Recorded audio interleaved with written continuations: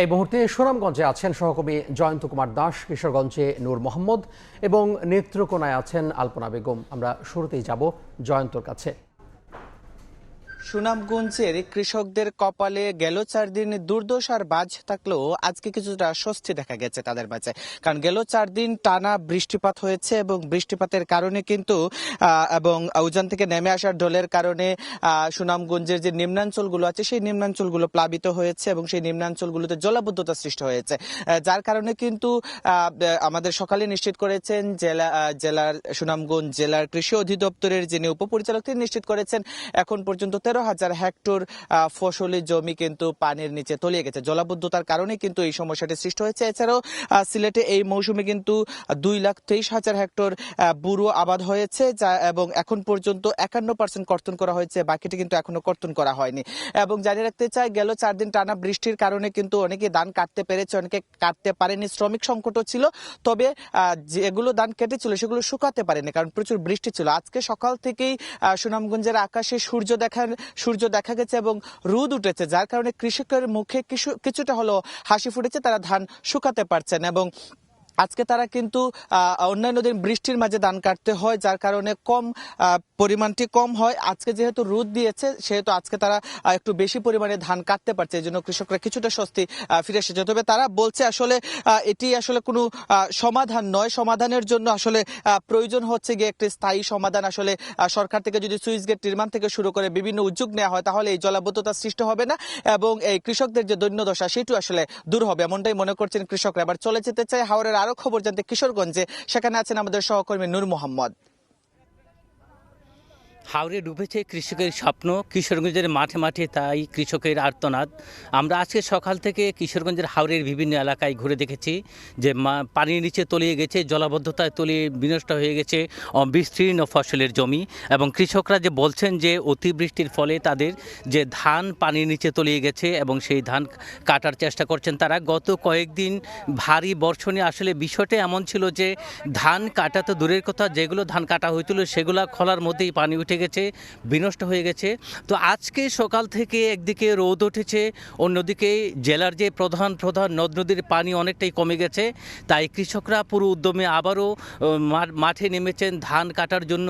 কৃষি বিভাগের তথ্য মতে এরই মধ্যে 5,000 হেক্টর জমির ফসল তলিয়ে গেছে বা ক্ষতিগ্রস্ত হয়েছে এবং বাকি ফসলগুলো কাটার জন্য এখন যে সমস্যাটি সৃষ্টি হয়েছে, কৃষকরা বলছেন যে এখানে যে কৃষি শ্রমিকের অভাব দেখা দিয়েছে। যেহেতু জলাবদ্ধতা, মারাই যন্ত্র যে কাটার যন্ত্র আছে, যে বৈজ্ঞানিক পদ্ধতিতে যে যন্ত্রটি আছে সেটি দিয়ে আসলে ধান কাটা যাচ্ছে না, হাতেই ধান কাটতে হচ্ছে। আর এতে করে কৃষক যে শ্রমিকের সংকট দেখা দিয়েছে, প্রতিদিন 1 থেকে 1,500 টাকা দিয়েও আসলে শ্রমিক মিলছে না। কৃষকরা যে বলছেন যে বোরো ফসলে একটি মাত্র যে বোরো ধান তার উপরেই আসলে মহাজনের ঋণ পরিশোধ, ব্যাংক ঋণ পরিশোধ, সারা বছরের ভরণ পোষণ, ছেলেমেয়েদের লেখাপড়া সহ সকল খরচ আসলে এর মধ্যে চালাতে হয়। কিন্তু হঠাৎ করে ফসল নষ্ট হয়ে যাওয়ায় তাদের কপালে চিন্তার ভাঁজ, কিভাবে তারা ঋণ পরিশোধ করবেন এবং বাকি সময় কিভাবে চলবে।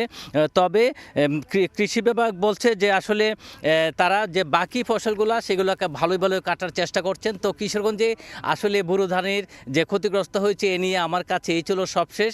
আমরা এবার চলে যেতে চাই নেত্রকোনায়, সেখানে আছেন আমাদের সহকর্মী আলপনা বেগম। আমরা সরাসরি চলে যাচ্ছি তার কাছে।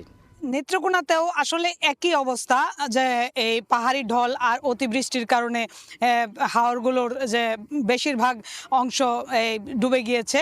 বিশেষ করে যে ছোট বড় সকল হাওরের যে নিম্নাঞ্চল রয়েছে সেইগুলোতে পানি চলে আসছে এবং বিশেষ করে যে এই যে মদন উপজেলার যে উচিতপুর হাওর এবং তলার হাওর, খালিয়াজুরি পাঙ্গাসিয়া হাওর, জগন্নাথপুর হাওর, সাতগাঁও হাওর সহ গণেশের হাওর, তারপরে রয়েছে ডিঙ্গাপুতা হাওর, এই সকল হাওরের যে মানে ফসল যেগুলো ছিল সেগুলোর ধান তুলতে পারছেন না কৃষকরা। কিন্তু যতটুকু তুলতে পারছেন তারা হচ্ছে কোমর পানিতে নেমে এই নৌকা দিয়ে এনে রাস্তার পাশে তারা রাখছেন এই ধানগুলোকে।